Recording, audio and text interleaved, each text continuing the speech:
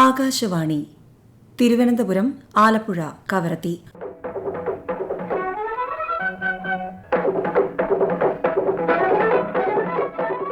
പ്രാദേശിക വാർത്താ വിഭാഗം അവതരിപ്പിക്കുന്ന വാർത്താ തരംഗിണി.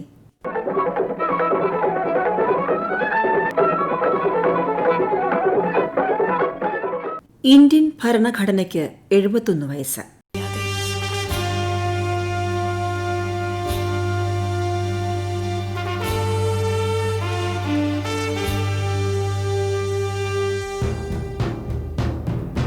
ഇന്ത്യൻ ഭരണഘടനാ ദിനമാണ് നവംബർ 26. രാജ്യത്തെ ജനങ്ങൾക്ക് തുല്യനീതിയും അധികാരവും നൽകുന്ന ദിവസം പിറന്ന ദിനം. സ്വതന്ത്ര ഇന്ത്യയുടെ ചരിത്രത്തിലെ നിർണായക ദിവസങ്ങളിൽ ഒന്നാണ് നവംബർ 26. ഇന്ത്യൻ ജനാധിപത്യത്തിന്റെ നട്ടെല്ലുകൂടിയാണ് ഈ ദിനം. 2015 നവംബർ 26 ഭരണഘടനാ ദിനമായി പ്രഖ്യാപിച്ചത്. ദേശീയ നിയമദിനമെന്നും ഈ ദിവസം അറിയപ്പെടുന്നുണ്ട്. നീണ്ട നാളത്തെ പരിശ്രമത്തിന്റെ ഫലമായിട്ടാണ് ഇങ്ങനെയൊരു ദിവസം ഇന്ത്യക്ക് ലഭിച്ചത്. എഴുതപ്പെട്ട ഭരണഘടനകളിൽ ഏറ്റവും വലുത് ഇന്ത്യയുടേതാണ്. ഇന്ത്യൻ ഭരണഘടനയ്ക്ക് പിന്നിൽ വലിയ കഠിനാധ്വാനമുണ്ട്. വർഷങ്ങളെടുത്താണ് ലോകത്തെ ഏറ്റവും വലിയ ജനാധിപത്യ രാജ്യമായ ഇന്ത്യയുടെ ഭരണഘടന തയ്യാറാക്കിയതും. എളുപ്പമായിരുന്നില്ല ഇന്ത്യക്ക് ഒരു ഭരണഘടനയുണ്ടാക്കൽ. 100-ലേറെ ഭാഷകൾ, അതിലേറെ സംസ്കാരങ്ങൾ, വേഷത്തിലും ആഹാരത്തിലും ആചാരങ്ങളിലുമെല്ലാം വൈവിധ്യങ്ങൾ. ഈ എല്ലാ വൈവിധ്യങ്ങളും ഈ ഭരണഘടനയ്ക്കകത്ത് ഉൾപ്പെടുത്തണമല്ലോ. അതിന് കഠിനാധ്വാനം തന്നെ വേണ്ടിവന്നു ഇന്ത്യൻ ഭരണഘടനയുടെ ശില്പി ഡോക്ടർ BR അംബേദ്കർക്ക്. ഇന്ത്യൻ ഭരണഘടന എന്ന ദൗത്യം പൂർത്തിയാക്കാൻ 2 വർഷവും 11 മാസവും 18 ദിവസവും വേണ്ടിവന്നു.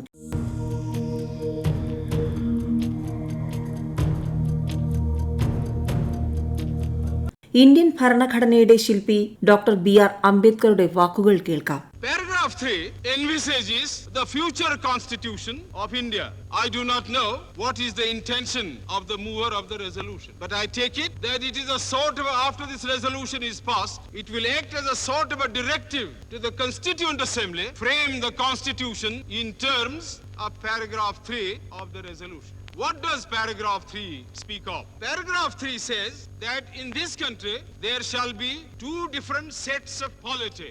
One at the bottom, the autonomous provinces or the states, or such other areas as care to join a united India. These autonomous units will have full powers. They will have also residuary powers. At the top and over the provincial unit, there will be a union government having certain subjects for legislation, for execution and for So as I read this part of the resolution, I like a strong united center, much stronger than the center we had created under the Government of India Act of 1930.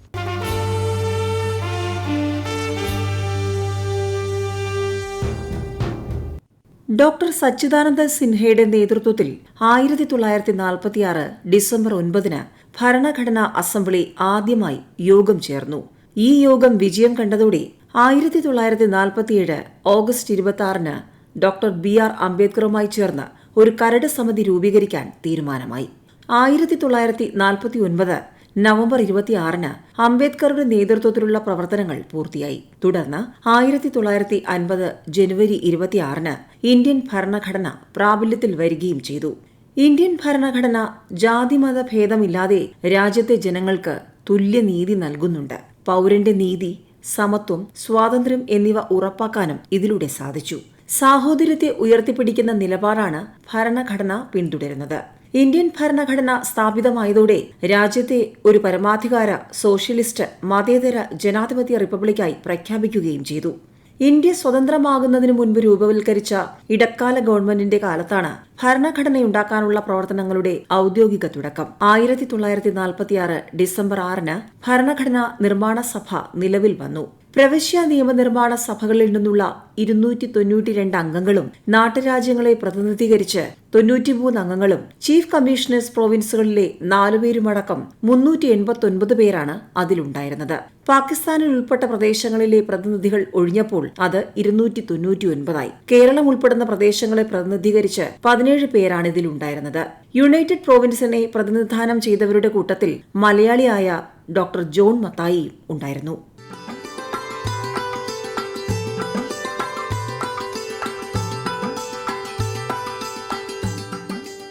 ഭരണഘടനാ നിർമ്മാണ സഭയുടെ ആദ്യ യോഗം 1946 December 9 constitution ഹാളിൽ ചേർന്നു.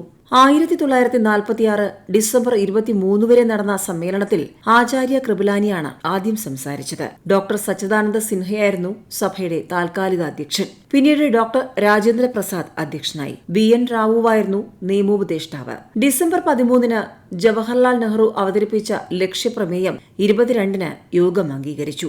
1947 British വാഴ്ചയിൽ നിന്നും India മോചിതമായി. ഇന്ത്യക്ക് സ്വാതന്ത്ര്യം നൽകുന്നതുമായി ബന്ധപ്പെട്ട് ബ്രിട്ടീഷ് പാർലമെന്റ് പാസാക്കിയ നിയമമായിരുന്നു ഇന്ത്യൻ ഇൻഡിപെൻഡൻസ് ആക്ട്. ഇതിലെ വ്യവസ്ഥ പ്രകാരം ഇന്ത്യയുടെ പൂർണ്ണ അധികാരം നിയമനിർമ്മാണ സഭ ഏറ്റെടുത്തു. അന്നത്തെ നിയമമന്ത്രിയായിരുന്ന ഡോക്ടർ BR അംബേദ്കർ അധ്യക്ഷനായി ഇന്ത്യൻ ഭരണഘടനയുടെ കരട് നിർമ്മാണ സമിതി 1947 ഓഗസ്റ്റ് 29 നിലവിൽ വന്നു. ഭരണഘടനയുടെ ആദ്യ പകർപ്പ് 1948 ഫെബ്രുവരിയിൽ പ്രസിദ്ധീകരിച്ചു. നിയമനിർമ്മാണ സഭയെന്ന നിലയ്ക്കുള്ള കോൺസ്റ്റിറ്റ്യൂവന്റ് അസംബ്ലി ആദ്യമായി നവംബർ 17 ചേർന്നു. GV മാവലങ്കറെ സ്പീക്കറായി തിരഞ്ഞെടുത്തു. 1950 ജനുവരി 26 ഭരണഘടന നിലവിൽ വന്നു. ചരിത്രകാരനും അധ്യാപകനുമായ ഡോക്ടർ MG ശശിഭൂഷൺ വാർത്താ തരംഗിണിയോട്. സ്വാതന്ത്ര്യലബ്ധി ലഭിച്ച പല ഏഷ്യൻ രാഷ്ട്രങ്ങളും വൈകാതെ സൈനിക അട്ടിമറികളിലൂടെ ഏകാധിപത്യത്തിലേക്ക് എത്തപ്പെട്ടപ്പോൾ ഇന്ത്യ ഒരു ജനാധിപത്യ രാഷ്ട്രമായി തുടരുകയായിരുന്നു. പല കാരണങ്ങളും ഇതിനുണ്ടെങ്കിലും ഏറ്റവും പ്രധാനം നമ്മുടെ ഭരണഘടനയോട് ജനതയ്ക്കുള്ള അചഞ്ചല വിശ്വാസമാണ്. ഭരണഘടനയെ മറികടക്കാൻ എളുപ്പമല്ലെന്ന് ഭരണാധികാരികൾക്കും നന്നായി അറിയാം. നീതി, സ്വാതന്ത്ര്യം, സമത്വം, സാഹോദര്യം എന്നീ ആദർശങ്ങളിൽ അധിഷ്ഠിതമായ ഒരു ജനാധിപത്യ ഭരണക്രമം സ്ഥാപിക്കുന്നതിന് ഇന്ത്യൻ ഭരണഘടന നിർണായകമായ പങ്കാണ് വഹിക്കുന്നത്. ഭരണനിർവഹണം, നിയമനിർമ്മാണം, നീതിന്യായ പരിപാലനം തുടങ്ങിയ ഭരണയന്ത്രത്തിന്റെ വ്യത്യസ്ത വിഭാഗങ്ങൾ തമ്മിലും കേന്ദ്ര സംസ്ഥാന ഗവൺമെന്റുകൾ, തദ്ദേശ സ്വയംഭരണ സ്ഥാപനങ്ങൾ തുടങ്ങിയ ഭരണനിർവഹണ ശക്തികൾ തമ്മിലുള്ള ബന്ധങ്ങളെ നിർണയിക്കുന്നതും നിർവചിക്കുന്നതും നമ്മുടെ ഭരണഘടനയാണ്.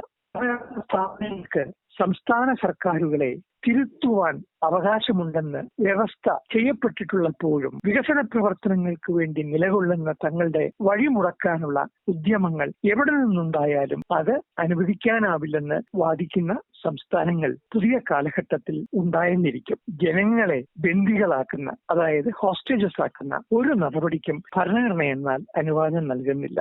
ഭരണഘടന തുടങ്ങുന്നത് തന്നെ ജനങ്ങളുടെ പരമാധികാരം വിളംബരം ചെയ്തുകൊണ്ടാണ്.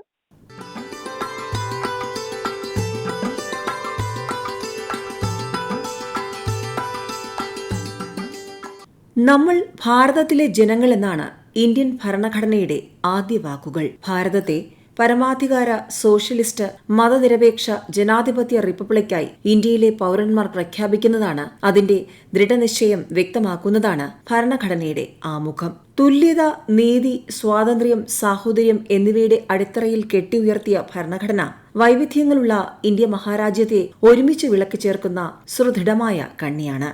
സമത്വത്തിലധിഷ്ഠിതമായ രാഷ്ട്ര സാക്ഷാത്കാരത്തിന് തയ്യാറാക്കപ്പെട്ട ഭരണഘടന. രാഷ്ട്രത്തിന്റെ സർവ്വ നിയമങ്ങളും അധികാരങ്ങളും ഈ ഭരണഘടനയുടെയും അതിന്റെ മൂല്യങ്ങളുടെയും ചിട്ടവട്ടങ്ങൾക്കകത്താണ് നിർമ്മിക്കപ്പെടുന്നത്. രാജ്യത്തിന്റെ പരമാധികാര സ്വത്വവും പൗരന്മാരുടെ അവകാശങ്ങളും ഭരണഘടനയുടെ ഉറപ്പുകളാണ്. സർവാധികാരത്തിന്റെയും ഉത്ഭവം പൗരന്മാരാണെന്ന് ഉദ്ഘോഷിക്കുന്ന ഇന്ത്യൻ ഭരണഘടനയെ നമുക്ക് ചേർത്തുപിടിക്കാം. ഒപ്പം അതിന്റെ ശില്പികളെ കൂടി സ്മരിക്കേണ്ടതുണ്ട്.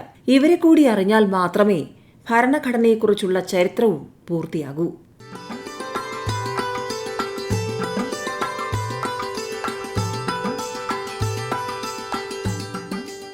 ജസ്റ്റിസ് കമാൽ പാഷ വാർത്താ തരംഗിണിയോട്.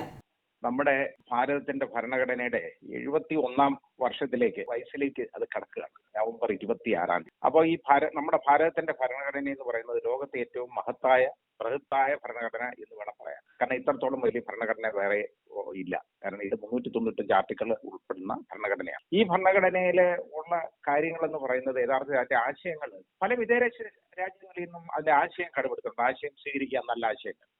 ചിലർ പറയും ഇത് ഇറക്കുമതി ചെയ്തതാണെന്ന്, അത് വിവരമില്ലാത്തവർ പറയുന്നതാണ്.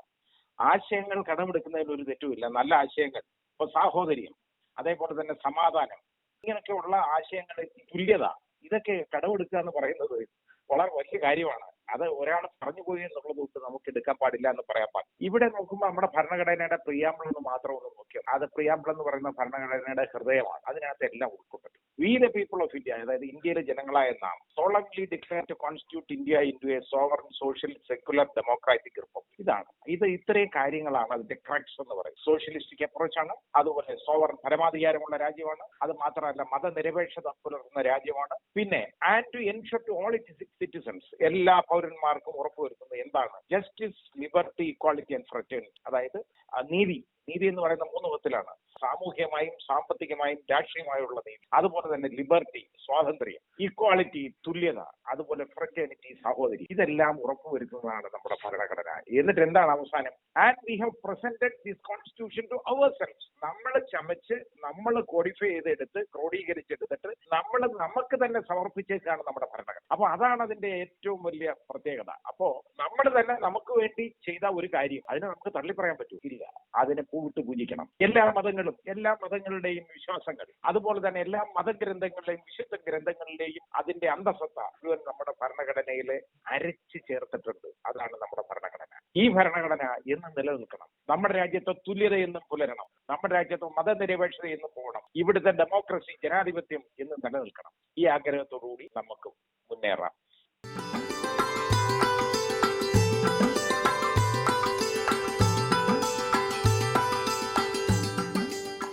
നന്ദലാൽ ബോസാണ് നമ്മുടെ ഭരണഘടനയുടെ കയ്യെഴുത്തു രൂപം ചിത്രങ്ങളും അലങ്കാരങ്ങളും കൊണ്ട് മനോഹരമാക്കിയത്. ശാന്തിനികേതനിലെ വിദ്യാർത്ഥികളും അതിൽ പങ്കാളികളായി. ഭരണഘടനയുടെ കയ്യെഴുത്തു പതിപ്പിലെ കയ്യക്ഷരങ്ങൾ പ്രേം ബിഹാരി നാരൈൻ റൈസാദയുടേതാണ്. പ്രതിഫലം കൈപ്പറ്റാതെയാണ് അദ്ദേഹം ഈ ജോലി നിർവഹിച്ചത്. ഇറ്റാലിക് ശൈലിയിലുള്ള ഇംഗ്ലീഷ് അക്ഷരത്തിലാണ് എഴുത്ത്. ഭരണഘടനയുടെ ആമുഖ പേജ് തയ്യാറാക്കിയത് നന്ദലാൽ ബോസിന്റെ ശിഷ്യനായ ബെഹാർ റാം മനോഹർ സിൻഹയാണ്.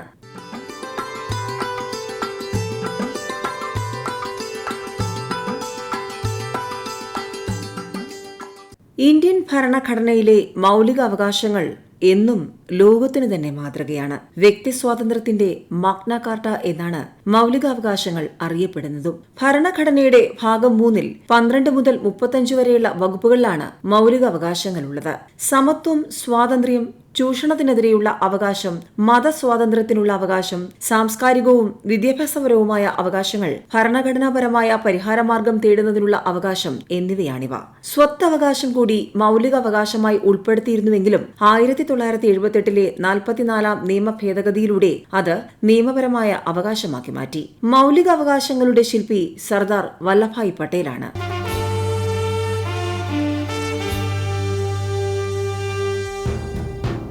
എന്നും നമ്മുടെ അഭിമാനമാണ്, തലയെടുപ്പാണ് ഇന്ത്യൻ ഭരണഘടന. സമത്വം, നീതി, മതനിരപേക്ഷത, സ്വാതന്ത്ര്യം, സാഹോദര്യം തുടങ്ങിയവ വെറും വാക്കുകളല്ല, ഓരോ ഇന്ത്യക്കാരന്റെയും മനസ്സിൽ അനുനിമിഷം തുടിക്കേണ്ട സചേതന സാന്നിധ്യമാണ് എന്ന തിരിച്ചറിവാനുണ്ടാകേണ്ടത്. ജനാധിപത്യം കേവല സങ്കല്പമല്ല, വളർന്നു വികസിച്ച് ജനങ്ങളിലേക്ക് അധികാരത്തിന്റെ അവസാന കണികയും പകർന്നു നൽകേണ്ട മഹത്തായ പ്രക്രിയയാണ് എന്ന ബോധ്യമാണ് ഉണരേണ്ടത്. അത്തരം മുന്നേറ്റത്തിന് നമുക്ക് മുന്നിലുള്ള മാർഗദർശിയാണ് ഇന്ത്യയുടെ ഭരണഘടന.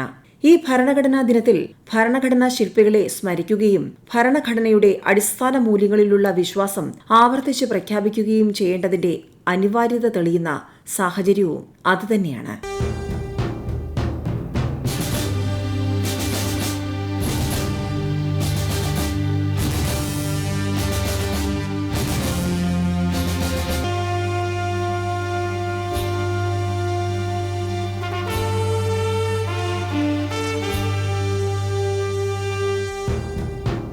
വാർത്താതരംഗിണി സമാപിക്കുന്നു.